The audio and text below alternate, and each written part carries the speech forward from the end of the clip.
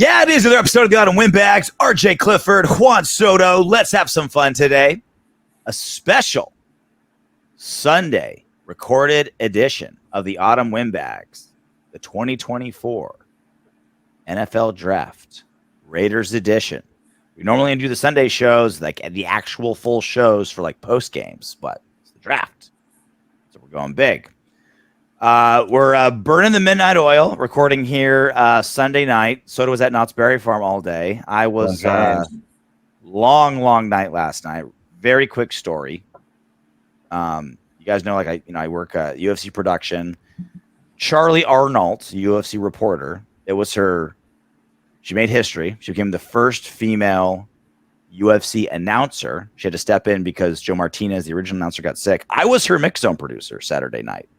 And so it was a very long night, which is why I wasn't able to do this recap show with Soto Saturday night because a lot of moving parts. We're doing it Sunday night, which is better. We have a chance to kind of digest and evaluate, take a step back. Everyone likes to jump in right away. You know, we have a chance to kind of step back, reassess the situation, all that kind of jazz. And it's a draft. I haven't seen one person say like, oh, man, we really shit the bed. A lot of divergent opinions, but I haven't seen one person be like, "Oh, we super reached." Like, oh man, Telesco really fucked us here. It's just like, all right, no Miyake, no Gruden, just very okay. You can love it or hate it. Like, there's things to like poke holes in. There's things to applaud, but it was nice not to just be like, all right, if we really squint our eyes, maybe this guy's a first rounder. There was none of that. Yeah, people are going to try to, like you said, poke holes at things, but you can't, especially in the top 3-4 picks, you can't be like, oh, well, this guy should never have been picked here. Mm-hmm. And I think we're so used to that. It's kind of weird. Like Raider fans a lot of times will be like, oh man, well, why are we picking so many? Like, why can't we just go chalk? Why do we got to go all these? And then we pick like the best player available. And like, what? What are we doing? Oh my gosh. It's just like a lot of these, it's just the nature of people, I guess, when they're so invested in something. If it's not exactly what they would do or they want to have done, it's, the sky is falling. But I think Telesco and crew had a really good draft. I think that despite what people might think, we not only filled a lot of holes, but I think we transformed our offense with just a couple of picks.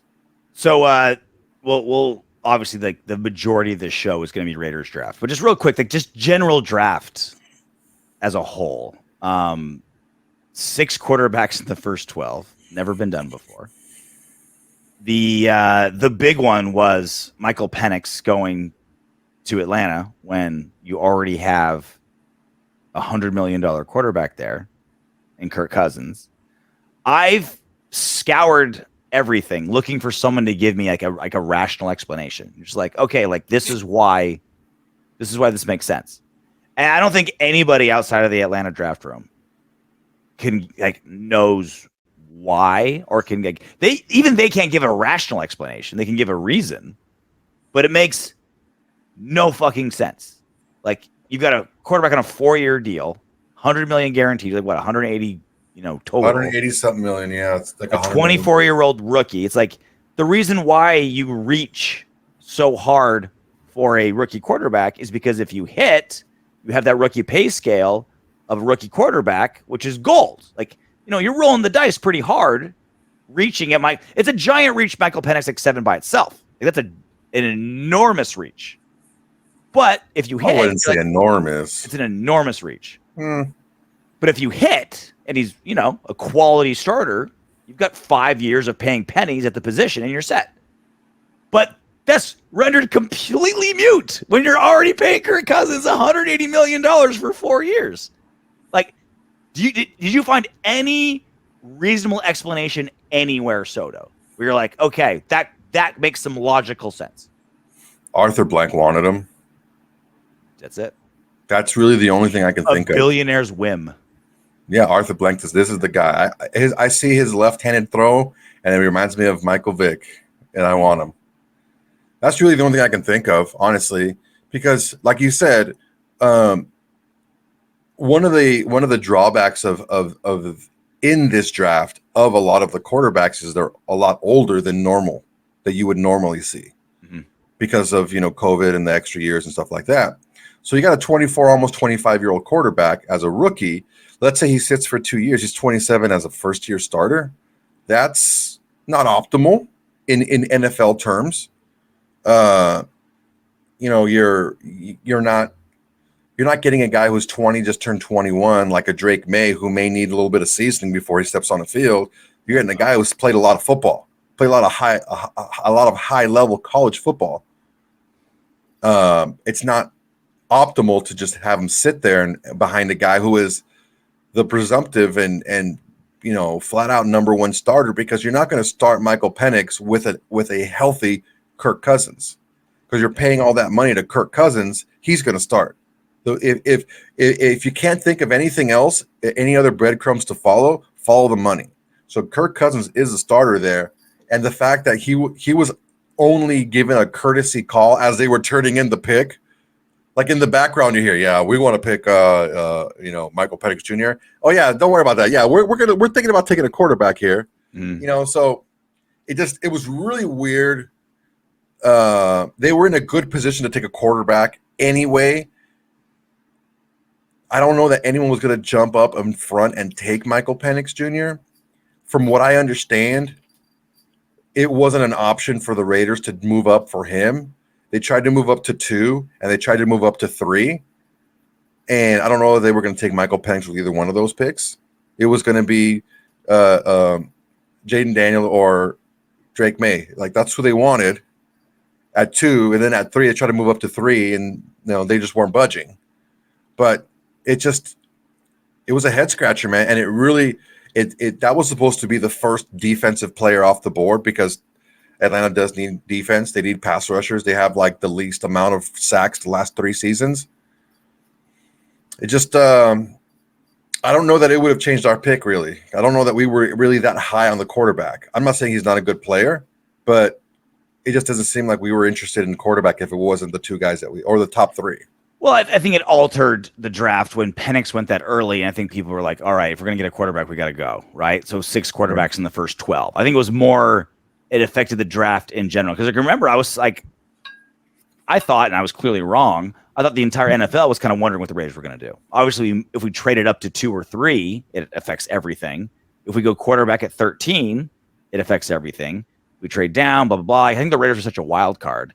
And it turns out it was the Falcons. The Falcons drafted Penix. Like, yeah, maybe it didn't directly affect the Raiders, but it affected the whole draft. And then on the other flip, so that turned into, I think the Raiders with the second biggest shocker of the first round was Brock Bowers. Like that, I saw 1,000 mock drafts.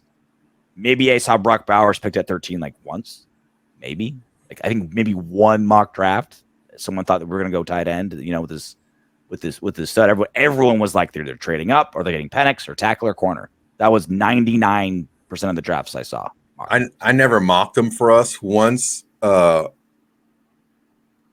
Jets took Fashanu, I said, "Oh, we're getting Brock Bowers," because I mean, the Denver's going to take the quarterback that they want, because there's only one guy left, right? After JJ McCarthy went I believe it was 10 after Minnesota swapped with the Jets, and that's the guy they wanted anyway. It's like it was the worst kept secret in the NFL, a bit behind Caleb Williams going 1, was that Sean Payton loves Bo Nix. It's like he's like a younger, stronger armed Drew Brees. Dink and dunk guy, doesn't throw the ball too deep, whatever, accurate. That's what he looks for. That's what he likes. So I'm like, all right, well, he's going to go to freaking Denver. Who does that leave for us? And the third, what was it, or the fourth? No, yeah, the fourth offensive tackle.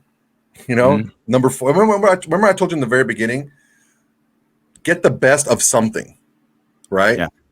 Try to get the best of something, the best corner, the best tackle. Like if what's available, what's the best? And instead of getting the best corner, I think we got the best matchup problem, the best matchup nightmare in the entire draft.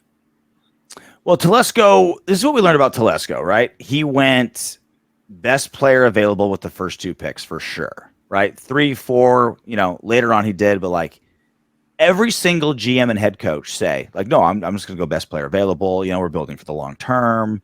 It's just like we're developing a culture, building a team. Like I want studs, but they see holes in their roster and like I can plug that, right? Like in reality, that's what they do. Telesco is the one motherfucker who's like, I am genuinely going best player available. Pass catching is probably the biggest strength of our team. It maybe defensive line has become it, but for a while it was pass catchers. That was the biggest strength of our team, and so you added another pass catcher, which no one saw coming. But Telesco's like, nope, best player available. This guy's been mocked at like number 7, number 8 on a lot of boards as best player. If we get him at 13, we're doing it. We're not plugging holes. We're not playing around. We're not trading down because we're Tom Telesco. It's like we're going best player available, and that was Brock Bowers. That was genuinely Brock Bowers. Yeah, I mean, look, I said it in the draft, and we talked about it that it's a sneaky need for the Raiders was, wide receiver / pass catcher. There's a sneaky need. Renfro gone, DeAndre Carter gone. I forgot what his name was. Another dude gone. Our third receiver that we had a lot of the year gone. Trey Tucker's there. He's going to get better. How much can we use him in the slot? How much can we use him outside? So it was a need. It wasn't a pressing need, but I think when you can get someone of this caliber, it wasn't a need, Soto. That what you described is every position group of on the team, but more so. But you have to understand something, RJ. There's the bulk of the time in the NFL, you have 3 wide receivers on the field. And we didn't have 3 proven wide receivers. We have a kind of a gadget deep guy. We also don't have 2 proven corners. We don't have 5 proven linemen. We don't have, what I'm saying? Like we have a lot. We did have 5 proven linemen. We did have 5 proven linemen. We got a swing guy at right tackle. Like he played just fine when Colton Miller was out. Our skill player set is the most proven. It's the most proven as is, right? See, this is the issue that I have is because it's not a glaring need. It's not a need. Well, no, it's still a need. You can improve every group. Every room can be improved, right? Like I'm not saying like it's not improvement, but like than that, Art. It goes deeper than that. Of course, you want to improve everywhere because that's like the big stroke of the paintbrush that you want to say. You can improve everywhere. Of course, we can improve everywhere. No, it was an actual need we needed to fill. Which room? Is there a room that needed an improvement less than the pass catchers? Special teams. Probably defensive tackle. We still need a second really good defensive tackle. Like we've got 2 really, really good wide receivers, a tight end that we like, multiple young guys coming in that can play right. So like, look, I'm not saying it was a bad pick because the position group was good. It sounds like you're saying that. That's no, the thing. You're saying it was a need. You were saying it's like no, there was a need. There was a need. You want to go into the season with Trey Tucker being your third receiver. I would rather that like this is no. You're that's what you're saying. Yes, I'm saying impact. That's what I'm saying. Like there's a need everywhere. Like there's a need. There's a need for fucking now every Brock position. Bowers is not going to be an impact on the team. Okay, interesting. Who's going to be a bigger impact? That's my question. When you draft a player in the first round, you think who's going to be a long-term impact? Most importantly, who's going to be a short-term impact? Right? Who's going to make the biggest impact? Now, again, you know how I am. It's such a coin flip in the draft, right? So it's like, we've seen higher blue chip tight ends than Brock Bowers flame out. I don't think he's going to. I don't think he's who's been a more decorated tight end prospect coming out of the draft recent years? The Falcons guy. Yeah, you don't even know his name. He's that high of a prospect. He's that good. Yeah, you know what I'm talking about. Kyle Pitts. Yeah, Pitts. He was a bigger blue chip, I think, than Bowers, right? Or close, pretty close. Well, I mean, I think he was a blue chip because of his physical measurables. I don't think Bowers is going to flame out. My point being is to make an impact, filling because if it's such a coin flip to begin with, you might as well coin flip the hole, right? I understand what he was doing, but you're trying to tell me that's like, well, there was a need here at pass catcher. I'm like, that was the least need of any other position other than kicker punter, like other than special teams group. Pass catcher was the Raiders' strength. Now it's fine if they feel that strength more, like that's good. Like the team is better, like great.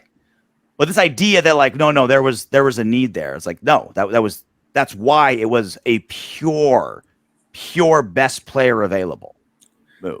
I think you agree on that, right? I think it could be both. I think it was the def for sure the best player available. I've seen Brock Bowers rated in like overall big boards like 5 to 7, no lower than 7, no higher than 5, in that range everywhere.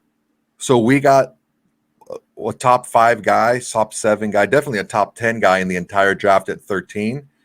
But the issue that I'm saying is I've said it in previous drafts. In previous shows, one of the things that makes the Ravens so great is even if they have a strength, they're still going to take a guy there if he's that much better a football player than other players. They're still going to take a pass rusher if he's that much better a pass rusher at football than other players are in other positions.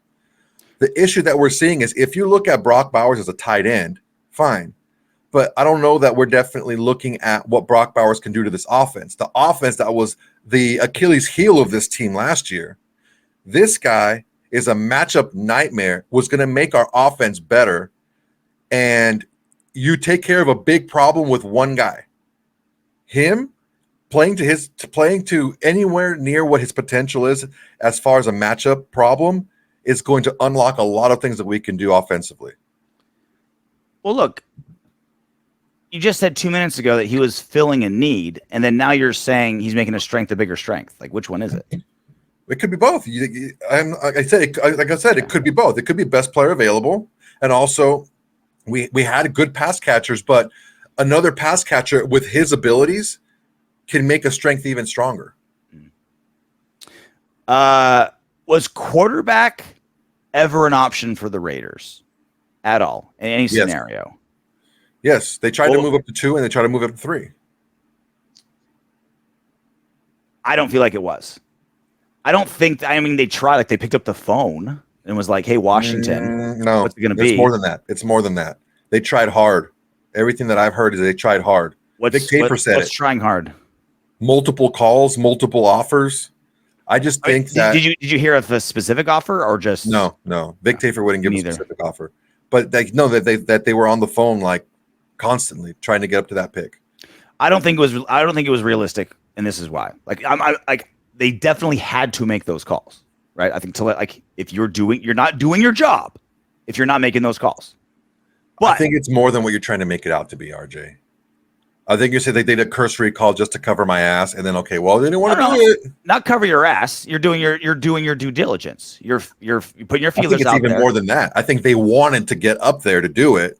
They wanted to, but they weren't willing to pay over to what the going rate was to go there. That's exactly my point. I think it was never an option because the going rate was higher than what would have been allowed. If they actually paid what the asking price was, I would be eviscerating them. If they paid Washington I think that what that pick was worth and what they were asking for, we'd be short 3 first-rounders and Maxx Crosby. And we would be rioting. Pitchforks and torches in the streets if we would have paid to Washington for 2 what they were asking for. That's why I'm saying it was never an option because the going rate was just insane. Like we were never, a lot of Raider Nation's unhappy that there wasn't a quarterback drafted. But I think Raider Nation would be even more unhappy if the price that was paid that Washington was asking for was actually paid. I think we need to take a look at what going rate is because it's not the going rate because nobody paid it. So that's not the going rate. If you go back to the last time somebody moved up to that spot, that going rate, maybe a little bit of sweetener on top of that, would have been the going rate.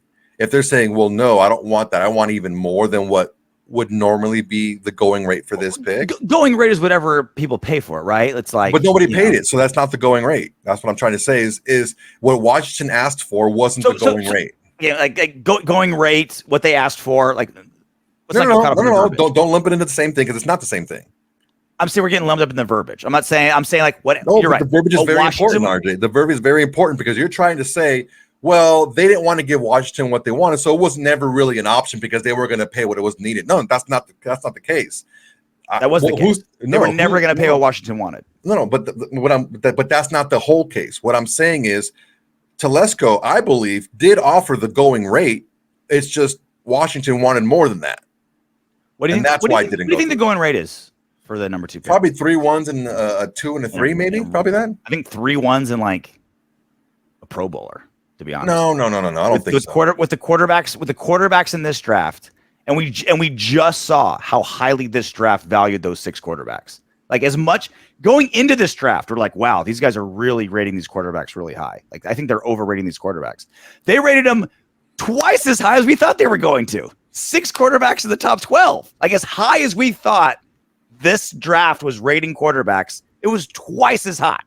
And so that's why I'm saying like what they were asking for had to have been 3 first and like a Maxx Crosby level. Something crazy. Yeah, it wasn't the going rate. Insane. They weren't asking the going rate. And that's what I said before. That's why I'm saying it was never an option. It was never going to be an option. Okay. I guess you're looking at it in a different way, but well, when the price we all like, I think everyone knew the price was so high that it wasn't going to happen.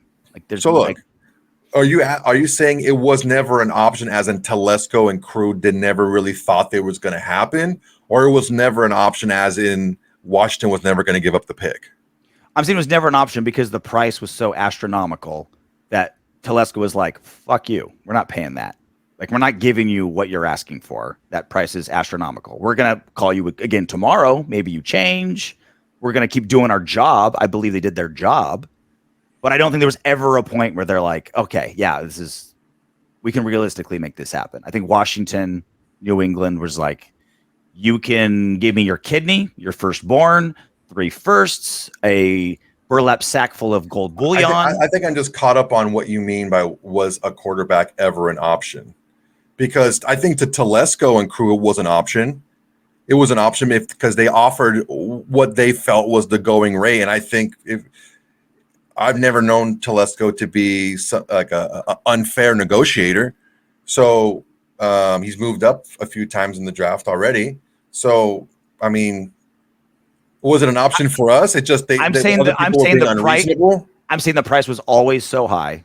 It was never an option because the price was always so high. And on the flip side of that, okay, so yeah, we should qualify that question then. And I also think that the Vikings always had our number anyway because they had 2 firsts. Like they had ammo we didn't to begin with too, right? So like if even if there was like a number that seemed like the Raiders could realistically grab, I think the Vikings could have swooped in on that number because they had more ammo. So it was twofold. I think all 3 first, 1, 2, and 3 were like, we're drafting our quarterbacks unless you give us everything.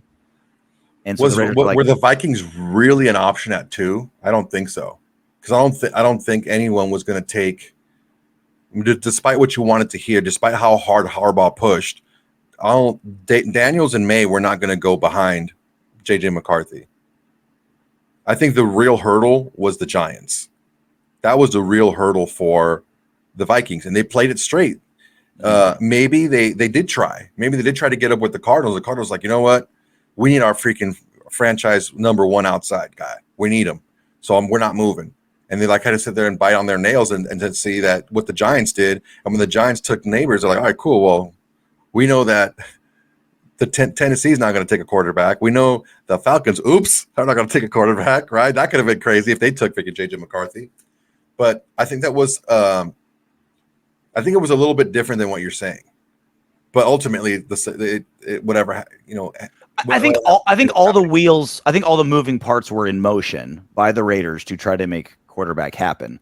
But I think it was doomed for failure to begin with, based on all those factors. How insanely overrated the league rated those 6 quarterbacks. The Raiders right at 13 is just such a even going we found out later after the draft 13. We thought 22, that's better because we can get Penix there at a better value because he'll fall to there, I guess we were all kind of thinking and / hoping pre-draft, right? Because Penix, Big Nix is going to go late second. Maybe Penix will go like really late one. We can trade up from 2 and get him at 29. Like we're kind of like hoping and thinking. Little did we know that the entire NFL thought those 6 quarterbacks are just the cat's meow, right? So like with the benefit of hindsight and also going in, I was just like, I don't think I never thought quarterback was really a realistic option, and it turned out to be even like more overblown than like anyone even could have fathomed, thanks to Penix going at 7. That just knocked everyone's socks off.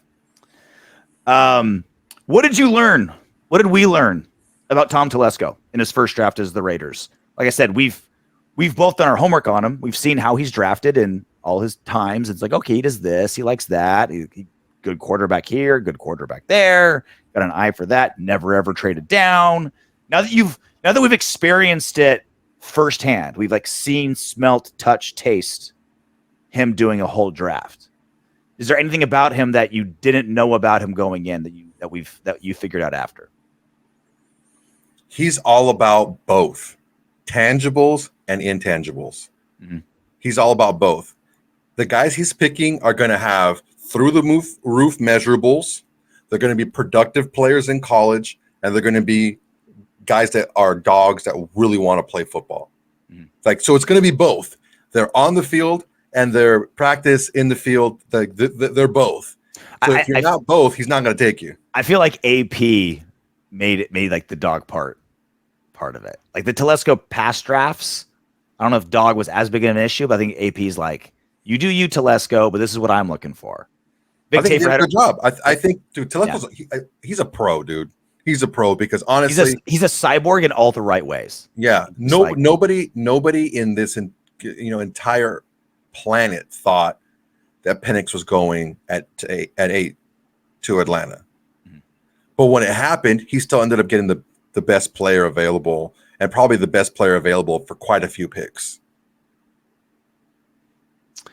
He is truly a BPA. He's truly a best player available guy. Like in the middle, he kind of went position. Like, I don't know if reach is the right word, but like, oh, this guy's projected a little later, but we got him. I think he kind of went positionally in the middle.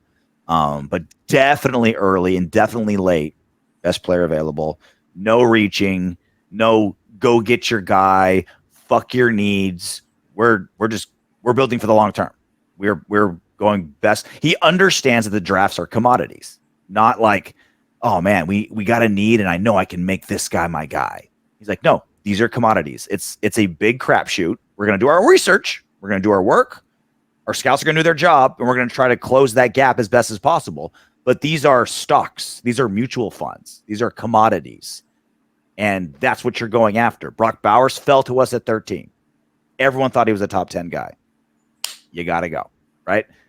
It's just cyborg, which is honestly what I like anyway, and I love it opposite AP, who's the rah, go, emotion, get the best out of the guys. And so you need Tom Telesco is the opposite of that, right? It's the left brain and the right brain working together. So like we always kind of thought that, right? So we always kind of thought Telesco was like, yeah, he's pretty sober minded. He's one of those guys. Like he's the nerd in the nerdery with his calculator. He's even more so than that. Like we thought he was that. He is much more that, and I fucking love it. Yeah, he's not going to get caught with his pants down for sure. He's going to have a lot of options available, and they're good options. All right, let's look at enough to do. Let's look at our draft. We had a pick in 1, 2, 3, and 4, 5, and 6. 2 in the 7. Obviously, we talked about Brock Bowers, tight end from Georgia. Jackson Powers Johnson, guard from Oregon. I think it's pretty unanimous that that's Raider Nation's favorite pick. I haven't seen anybody really pissed off about that one. DJ Glaze, tackle from Maryland. That one felt reachy, needy-ish, if there ever was one. Cameron Richardson, corner from Mississippi, a little needy-ish, not reach, but it felt needy-ish. And then it was straight best player on the board after that. Tommy Eichenberg, linebacker, Ohio State. Dylan Eichenberg. Laube. White running back, New Hampshire. Trey Taylor, safety, Air Force. Best safety in football. Best safety in college football. Fell to number 7. And then MJ Devonshire, corner from Pittsburgh. Like I said, it was best player available at least 6 of these 8 picks. Yeah. So like going into the first pick, right? Everyone was still stunned. And they were stunned that Atlanta took Penix at 8, and they were stunned that 6 quarterbacks were gone in the first 12 picks. You had 6 quarterbacks, 3 tackles, and 3 wide receivers gone before we went up to pick. Yep. And a lot of people were thinking, okay, this is going to be the first defensive player off the board. Yep. And it didn't end up being that way. It was Brock Bowers. Brock Bowers was by far the best player on the board by a lot. And like I said earlier, biggest matchup nightmare in the entire draft. I'm not saying he's the best receiver or this and that. He's the biggest matchup nightmare. So you can, when people say 12 personnel, what you're doing is the first 2 numbers, you count the number of running backs and then the number of tight ends. So if it's 1 back, 2 tight ends, it's 12. So you can go from 12 to 11 to 21, the same personnel offensively, and the defense doesn't get to change their personnel. So how are they going to, it all depends. Okay, well, if the defense has this personnel on the field, we can run this in this set of plays because he's also a good blocker. We can have him as an H-back. We could line him up in the backfield at a fullback. We can have him as a slot receiver. We can split him out wide. So this type of versatility and his production at all those different areas is going to be a real headache for opposing defenses. That's why I think we should line him up at fullback 51% of the time, just so he's delineated as the fullback. So when we franchise tag him, it's like $7 to keep him. Yeah, it's so sweet. Well, that's the best part. Like, I'm going to keep because you're correct in saying like, oh, if you're looking at just a tight end, like you're looking at it too narrowly. I'm like, no, let's keep calling him a tight end so he stays cheap. Like, let's just like, no, he's a tight end. He's going to line up at tight end so much, and he's going to be like the most motion player, like Kyle Pitts is now. Yeah. He like rarely lines up at inline tight end. He'll be like he'll line up there initially, but then he'll motion out into something else. We should line him up at fullback every play, and then just motion him where we want him to go. Just so we make him a fullback, just so we make him cheap. The thing that people are going to love, that Raider Nation's going to love about this guy, is his run after catch. This dude takes swing passes, little comebacks, check downs, and he makes defenses pay because he's just faster and quicker, and he's also big and strong than all these defenders. So it's not like he's so much faster than every linebacker that's going to cover him. Yeah, he's so much bigger than every corner that's going to cover him. And he catches shit in stride. And this is the other part too that like no one's really talking about. Like our quarterback, whoever Farva or Minshew, they're not rocket arms. Like you're not going to like rifle it 15 yards in the exact spot. Like it's going to have to be in stride, yards after catch between the hashes. Oh, I wonder who could do something like that. A tight end / fullback / slot receiver / nightmare matchup that catches passes in stride and is a freak athlete. Like that's exactly what you need with quarterbacks that don't have rocket arms. Yeah, I mean, there's some things he still needs to work on. He's a little stiff going on in and out of his routes, so he doesn't get a lot of separation because of his routes. Mm-hmm. It's mostly like scheme that gets him wide open, but he doesn't need to be wide open because he's super freaking awesome on contested catches anyway, right? He's run if you want to be picky, he's run a pretty limited route tree with Georgia. Again, comebacks, curls, check down, stuff like that. Some fades here and there, but he hasn't run a lot of things. But I mean, I have no problem. I have no qualm that he's going to really improve in that area. Yeah, California boy, West Coast guy, he'll do great Napa out here. Dude, yeah. Another white guy. Telesco loved his white guys this year. Jackson Powers Johnson. Again, it was pretty unanimous around Raider Nation. Like, even though it wasn't like, we all thought like, okay, quarterback, tackle, corner. We didn't address either one of those in the first 2. But even though he's a center / guard, everyone's just like, dude, what a grab. Again, best player available. It's always good to have one of those like Mormon wrestlers on your squad. You know what I mean? Just a freaking. The only downside of him is like a little short arms and some concussion issues. Like those always scare me. But other than that, he's everything you want. He's only 20. Again, Brock Bowers 21, Jackson Powers Johnson 21. Telesco likes some young. I know that came off very weird. Excuse me. In the Bro, best way. come on, man. He likes his draft picks. Get your minds out of the that. gutter. No, you don't blame everybody else. That's on you. That's Soto, get that out of your mind. That's terrible word. Get out of here. That's incredibly terrible word choice. Jackson Powers Johnson, again, I think by far was the best player available at 44. I think he was ranked like in the early 20s, in the low 20s.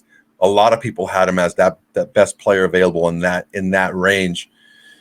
You talk about this a fire hydrant strong, and he's not a fire hydrant because he's short and squat. He's 6'3" and change, 325 pounds. So he's not like your typical maybe 290, 300 pound center. He was a huge center, which is going to make him no problem switching over to guard. He does have shorter arms. Even for an interior offensive lineman, he has short arms.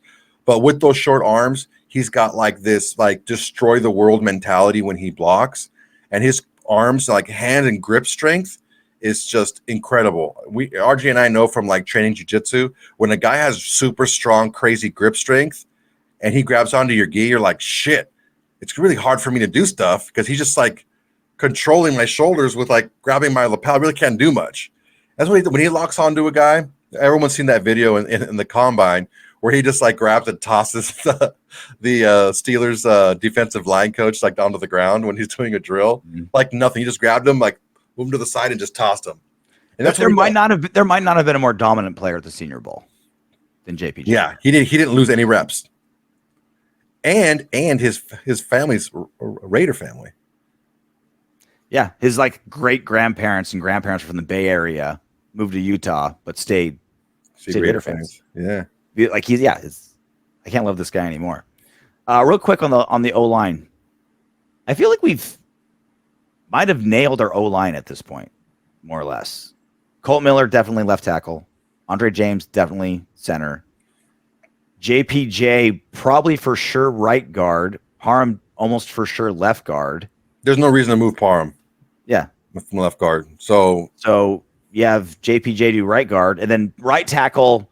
It's Mumford's job to lose, but we'll get to this later. But we have so much cap space. We could pick up a genuine, legit starting right tackle with the amount of cap space that we have. Like we're gonna be beasts in free agency. But Mumford, it would be the weak part of the line on paper, but he could start. He started. Yeah, when he started, when Colt Miller was out for those 3 weeks, and Illuminor had to move over to the left tackle. Not only did Illuminor play well at left tackle, but Mumford played well at right guard or right tackle, excuse me. So I don't see there being a huge drop off there. I don't think that the Raiders would have let Illuminor go at $4 million a year, basically guaranteed, if they weren't comfortable with Thayer Munford stepping in there and doing the job. So as far as DJ Glaze goes, he was the next pick at 77. This is like the biggest, what I would call a reach in this draft.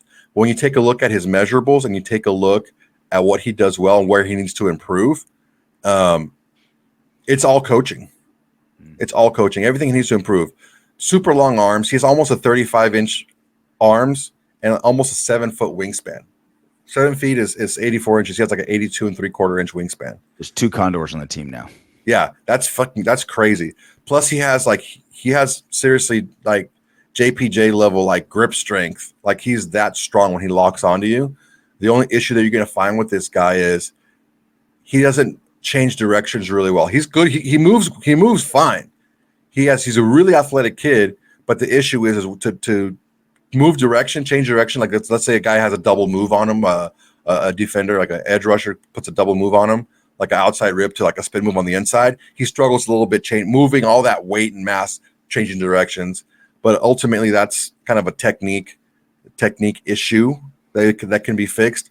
His core strength is he gets pushed back a little bit on bull rushes. Again, coaching, training table, get Deuce in there if we can get that core strong. Maybe a little HGH on the side. Who knows? Main course, put it around there. It's just that's the thing. And if you need to develop a mean streak, which is what people think that he needs to develop in the run game, I mean, JPJ is right there, right next to him. Andre James has been known to knock pissed off by proxy. Yeah, right. So these guys can definitely get in there and pump them up and let them know that you can do this if you put your mind to it and have the right attitude. So if we're in 12 personnel, 2 tight ends, most likely the lineup, a very good chance the lineup is Brock Bowers, Michael Mayer, Colt Miller, Parham, James, JPJ, Mumford. That's 5 white dudes out of 7 with their hands in the dirt. I don't know if I like that. I don't like that many white dudes on my offense. If they're going to be on the offense, they're on the right spots. At least they're, exactly. Like, hey, what if Dylan Laube the running back? And then white quarterback. So that's 6. And Laube at running back. Yep, Laube, so that's 7. We could have 7 white guys on our offense. That's hey, if it was a contest of credit checks, easy. If it's about athleticism, being good at football, I don't know. We'll see. Jesus, let's move on to the 4th round pick, if you don't mind, before you get us canceled. I'm making you nervous. That's I don't want to touch that. How about Richardson? Country club memberships? That's what it was about. That'll work. Is that better for you? Yeah. Does that make you less worried? Does that make your butthole pucker less? No, my butthole's not puckered. I'm just kind of shaking my head on what's going to happen if that goes to the wrong outlet. That credit checks is the hot topic these days. I mean, it's the implication of what that, I'm telling you, I don't like that many white guys on my offense. It bothers me. Rounding it out, like you mentioned, corner, linebacker, running back, safety, cornerback. It started getting it was best player available. Definitely towards the end. Glaze and Richardson felt a little position-y. They're bad picks by any means. But again, it was all BPA for 6 of the 8. So Richardson was straight up measurables. But he wasn't a bad player either. It wasn't like he was a bad player. He just has amazing measurables. I think the reason why they picked him was because there was a couple of guys that I liked that was like TJ Tampa was still available. Cam Hart was still available, but they went with Richardson. And I looked at some tape, like a highlight reel of him. I'm like, all right, I see why they did it. And I look at his measurables and I'm like, okay, Patrick Graham gets his hands because Patrick Graham's a freaking secondary guy. Patrick Graham gets his hands on this guy, coaches him up a little bit. Dude's 6'2", 190, right? He runs a 4.3 40. He was rated the best athlete for athletic score. He was rated the best athlete in the draft. Over the receivers, over like Quinyon Mitchell and all that. He was rated the best athlete in this draft. We got him in the 4th round at a position of need with a great coach that really focuses on secondary. So I think that's going to be a great pick for us moving forward. Maybe not this year coming up. Maybe it's going to be a special teams guy. Maybe get into some dime packages. Probably won't start, but there's definitely a guy that we can build up for the future. Did you see the Raiders Twitter posted his 40 time of the combine and put "speed kills" as the title? Saw that. Like, you're worried about me getting canceled. Like you're making that awkward. Here comes Raiders Twitter making it really, really awkward. I think that's a little bit more excusable than what you were insinuating. You don't think white guys have great credit? Well, you're saying the opposite too. The opposite end of that. Tommy, don't make it too awkward, Soto. We can have this conversation. We're adults. Yeah, we can, but I don't think it's a conversation we can get into. Speaking of white guys, Tommy Eichenberg out of Ohio State is less measurables and all production. Mm-hmm. A little slower, but he's okay man to man. If he's on man to man coverage, he's going to be okay. When he's out in space, it's a little bit of an issue. He's great going downhill, like taking on fullbacks, taking on linemen, stuff like that, breaking through and tacklers behind the line of scrimmage. He's great doing that. When he has to go laterally, sideline to sideline, there's the issue. So we're talking about like pretty much Robert Spillane.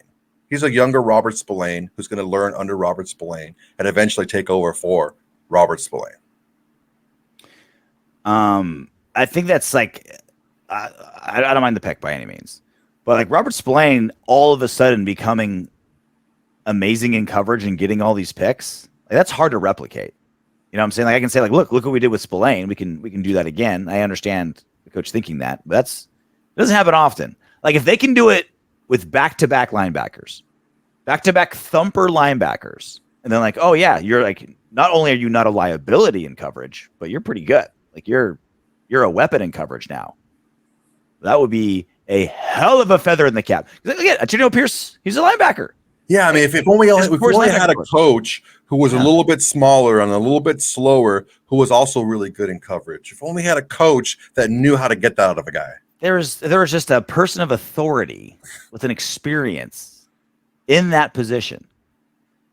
That would I think be one of the biggest feather in the caps of Antonio Pierce is if he can turn like back-to-back thumpers into also coverage backers. You're like, I can turn any dude with the right mentality into a 360 linebacker.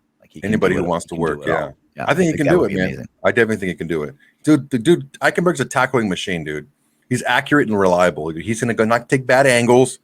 He may get run around, with the speedier running backs, but it's not going to be for lack of effort. It's not going to be for lack of preparation.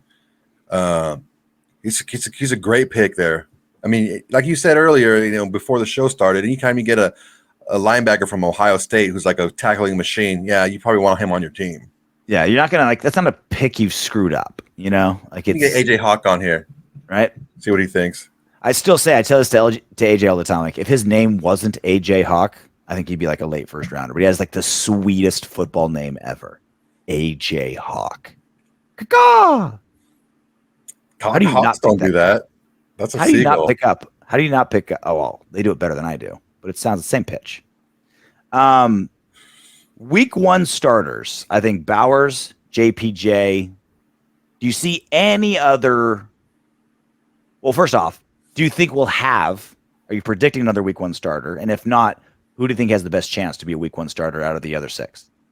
I think Dylan Laube's got a shot at being a returner, our starting returner. That's kind of cheating, but that's fair. You answered the question. How was it cheating? It's like a starting position. What do you want me to tell you? That's fair. No. Like I said, he said it's kind of cheating. It's definitely cheating, but within the rules. That's correct. That's like verbally, it's impossible to be cheating within the rules. It's like in Muay Thai, I step on your lead foot when I throw a punch. It's like it's within the rules. Like you're cheating, but it's not cheating. That's not cheating. Move your foot. Move your foot. It's cheating, but it's not against the rules. That's like saying, I'll be a returner. Okay, so other than those three, because I don't see Dylan Laube as a starting player ever on offense. Really, I see him being a complimentary player who is also, hello, newsflash, who is also a matchup nightmare. There's a video going around right now at the Senior Bowl practice of Dylan Laube absolutely cooking Cam Hart on an out route, like leaving him in the dust, like 3 yards of separation. Mm-hmm. This dude is like in a different level, but just as big as a matchup nightmare against the linebackers for different reasons. He can run routes. We talked about Brock Bowers not having a super big route tree. That's not the case with Dylan Laube. Dylan Laube is not a great runner of the football. He is a superb. He's probably the best pass catching running back in this entire draft. The issue is he's not a great runner. He's not a great inside runner. He likes to bounce stuff off outside a lot, which gets him, run down. He's not super fast, but he's got wiggle and he's fast enough to get away from you. So the fact that he can run routes, he's like almost like a Hunter Renfro-ish type of guy about getting open in short spaces, but bigger and thicker. I'm telling you, if he can get his pass blocking up, that's a big issue. You're right. If he can get that up there, then Amir Abdullah is out of a job.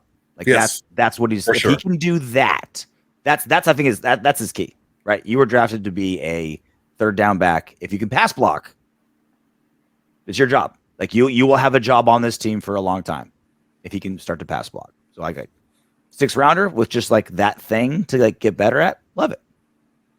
Yeah, just think about him as like a slot receiver, but that lines up in the backfield. That's what he is. He is a slot receiver that lines up in the backfield. And if things progress and he's able to be, because look, I'm not saying they're the same player at all, but Christian McCaffrey doesn't sit there and he doesn't pass protect either. You know what I'm saying? Like that's probably going to be Michael Mayer. If you're on third down and let's say you're running, you're in 12 and you go into 11. So let's say you have Brock Bowers like on the line of scrimmage in line as a tight end, and he goes out to the slot. I think Michael Mayer is going to stay in and block, and Laube and Brock Bowers are going to go out and cover in the routes. So if he can get better at pass protection, for sure he's going to get a lot more looks on first and second down, not just third down. Real quick, undrafted free agents picked up. This is where Telesco's had a pretty good run. He's been pretty good at undrafted free agents. These are all coming in real time. We're recording this Sunday night. These names and numbers, there's going to be more by tomorrow. But here's like just the snapshot. Like the one name on there is obviously Gus Bradley's son, Carter Bradley, out of South Alabama. Outside chance he's the number 3 quarterback. That makes the squad, practice squad guy, certainly a possibility. Anyone else catch your eye? A couple of names are freaking sweet. Ladeatrick Griffin. If Ladeatrick wasn't already a sweet ass name, they don't call him Ladeatrick. They call him Tulu. Tulu Griffin out of Mississippi State. Jaquan Shepard. Jaquan Shepard's a great name. Sweet name. Look, DeMarcus Governor. You know what they call DeMarcus? See, another great name, but they don't even call him DeMarcus Governor. They call him Woo. WOO. Woo. How do you not call him Gov? No, you got to call him Woo. Perfect. It's just too. It's like a waste of having an easy nickname that you're already born with. So now you're stealing Woo from like Will Putnam. Like Will Putnam can be Woo, but they're giving it to someone who already has a good name. Like that's cheating. That's unfair. A good name, even better. Woo. Woo. I mean, look. There's also Andrew Coker stands out to me because Andrew Coker out of TCU played right tackle pretty much his entire career there. The only issue that he has is he stops his feet and he gets penalized a lot. Like this motherfucker is like the Brandon Parker plus Alex Leatherwood of being penalized. I'll give you a guess. It is in his last 2 years. How many, or this last season? How many penalties did he have? 0. 31. 31. I'm sorry, that was in his entire career. Sorry, 3 years. So he had 31 penalties. That's a lot. It's a lot of penalties. And it all starts with him stopping his feet. Once he engages, Alex Leatherwood did that a lot. And that was my big concern with him is as soon as he engaged, he just stopped his feet and wanted to wrestle. He didn't want to keep moving his feet. So if we can coach that out of him, this is a steal pick. The guy's freaking huge and he's strong and he's mean. So if we get that guy going, it's an excellent pick. So that's all the undrafted free agents. That's all the draft picks. That's all what we think of Telesco. That's all the storylines. I would just wrap with, it felt like a draft that was very BPA, best player available, and long-term. And that goes against what we've been being told. Like, oh, we're all in. We paid all this money for Minshew and quarterback, and we've got, some high-rated players that want to win now. Let me tell you this. If we didn't have so much cap space, Let me tell you something, brother. I think they're kind of punting on the season. But we have so much cap space. Like once that Jimmy G contract after June 1st is off the books, it's like $30 million in cap. Like that's a starting corner, no cap, starting right tackle. Like this draft with that much cap space makes a lot of sense. It makes a lot of sense in that sense. And that's also why I was so shocked by Brock Bowers. It's like we could get any defensive player we want, any corner we want. We can do the tackle thing. But like, nope. Best player available. We'll fill the holes in free agency after June 1st when it's cheap. And we've got like $30 million in cap space. It's starting to make sense to me, Soto. It's starting. I'm not going to say it's guaranteed to work, but the plan is in place. I can see it. Draft was long-term. fill the holes in free agency. We can still be in win now-ish, and not the win now like the Rams or the Saints where you trade the entire future for the now. It's all right, plug holes in free agency. We have the money to do it. Best player available in the draft. And we do what I've been saying for 3 years of this podcast. Have your core. Start trading out the older guys when they start getting old. The younger guys are ready to go. And it's cyclical. That's how it's supposed to work. We just have never done it here. It's the issue.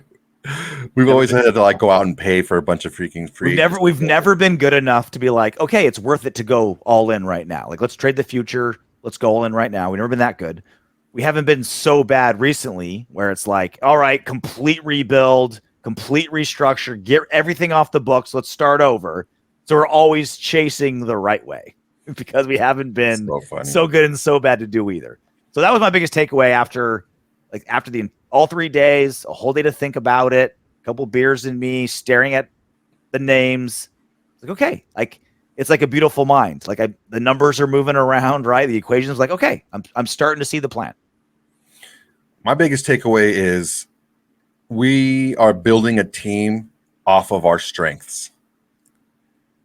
We got long, aggressive, fast athletes in the secondary because these guys aren't going to have to cover for very long. Maybe they have some deficiencies covering long periods of time, but initially they can cover these guys. They're fast enough, they're long enough, and they're smart enough to be able to stay with these guys because the quarterback's not going to have a lot of time to throw the ball. That's one thing. On the offensive side of the ball, how do you make something easier for, let's say, on one case, a young quarterback who has some physical deficiency, or just as young a quarterback, I was like 6 months older or something like that, just as young a quarterback with a little bit more experience, but whose ceiling is pretty limited. You make matchups and you make things easier for him just by personnel. So I think that's what we did on both sides of the ball. And it's really smart. Yeah. So, RJ, are you ready to do what up win bags? I have not prepared any, but I'm assuming by your excitement, based on your smirk and your grin. I got some for you. Let's do it. Let's do it. All right. John 844-RK7NW. That's not a auto-generated at all. Name. Definitely not a bot. Definitely not a bot. Farva is our quarterback. He is Plunkett 3.0. That'd be amazing. I mean, he could be. I don't know who Plunkett 2.0 was, but if he could be Plunkett 3.0, I'm cool with that. Raider Nation loves them some Farva. Raider Nation loves them some Aiden O'Connell. Yeah, and I get the love. We love Farva. I get the love. He had everything going against him. And he played better than any fourth rounder can be expected to play. And he did it with and I'm just here to do my best. I'm here for my teammates. I'm going to work harder than anybody. Got that goofy grin, the mustache. You can't help but root for him. You know what I mean? Okay. And it certainly looks like he's going to get his chance to be Jim Plunkett 3.0. If all you have to do is, if he can't beat out Gardner Minshew, can we have a ruling here, Raider Nation? Again, we love Farva. But if he can't beat out Gardner Minshew in year 2, can we say that we should try to find another answer? Breaks, yeah. You know what I mean? Let's keep him on the team. Again, he'll be a great long-term backup for us. Plug him in as a starter when need to be. Don't get rid of him. Let's not keep developing him. Let's not even keep hoping that he can be great for us. But let's maybe still try to find another option. Is there a higher ceiling guy out there that we can keep exploring for? Can we agree on that, Raider Nation? If he can't beat out Gardner Minshew, a journeyman backup / sometimes starting quarterback. Can we agree that if he can't beat out Gardner Minshew, we should keep looking for a better option? Let's just kind of all agree. Let's all hold hands. And here's the thing, guys. Look, this is not an ego thing. This is not like we're right, you're wrong, or we're wrong, you're right type of thing. The people that are in the building right now, their decisions dictate whether they have a job or not. Okay? So they're not going to put somebody on the field to be right. They're going to put somebody on the field to win games. Okay. And they see these guys every single freaking day. So if Gardner Minshew ends up winning this job, it's because he is the best quarterback on our roster and he gives us the best chance to win. It's not because of anything else. If Farva beats up Minshew and becomes a Pro Bowler, laugh at us. No. Moon us. Because I'm not saying I don't care whoever freaking starts. I don't give a shit. What I'm saying is, if Minshew ends up winning this job, it's because he's the better quarterback. If Farva wins, it's because he's the better quarterback. Next one, Rockefeller Gibson 502. I love that one. Rockefeller Gibson 502, as opposed to Rockefeller Johnson, who's actually from the 313. He sounds like he sells canes with a ruby on top as a job. And it doubles as a butt plug. You just pull it out, and there's the butt plug. Anybody complaining about this pick, Brock Bowers, just because we got Mayer last year, it don't matter. This is a generational talent. You just don't pass up on it. If he shouldn't have been there, wow. I think what he's trying to say is he shouldn't have been there. He's a real playmaker. You need those. He types like you text. You know what? Because I do swipe, and I have a protector on my phone, and it's cracked. So whenever I swipe over certain letters, it just skips them. I was gonna say Soto isn't this for 10 years. Soto, I'm like, not having a stroke. I swear. I was like, yeah, if you had a stroke, you tell me, right? It was like, why do you text? This is forever. I've been wondering why you're texting. Like, I'm known Soto isn't stupid. Why does he text like this? Now I finally know. No, it's because I have a crack in my freaking screen protector, and when I swipe, like it fucks up. Yeah, Brock Bowers is exactly that. He was best player available, and that was part of the initial shock, right? Like we traded up to get the best tight end last season, and now we're taking the best tight end this season. Look, every single pick comes with positives and negatives, and it is absolutely undeniably true that it diminishes in a way the Michael Mayer pick from last season. That's undeniable.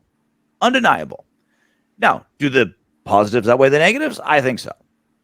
They're very different, right? Mayer's blocking is getting better. He's going to be a little bit more of a blocking tight end, but still a threat in the passing game. And then, as you talked about, Brock Bowers is like, I'm saying we line him up at fullback just to make it cheaper because he can play anywhere, more or less. So it's the initial reaction, I think, is fair that why are we going back-to-back tight end this way? Because it's hurting Mayer's position. Like we put a lot of equity, like a decent amount, as much equity as you can put into a draft pick, other than a first rounder, trading up in the second. You can't really get much more draft equity into a guy other than a first rounder, and it diminishes that. Correct. Yes. Was Brock Bowers? It's Brock Bowers. It's Brock Bowers.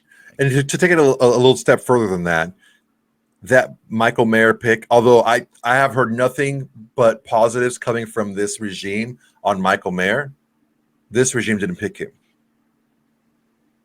So you start there, number one. Number two, with the flexibility of a Brock Bowers, it's not like you're just taking just a tight end. You're taking a receiver who can play tight end.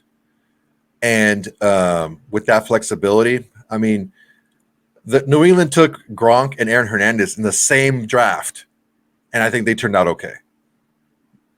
Well, one on the field, one better than the other. One Yes. a little better than the other. All right, last one. Raider D 2588. Got to give it to you, Soto.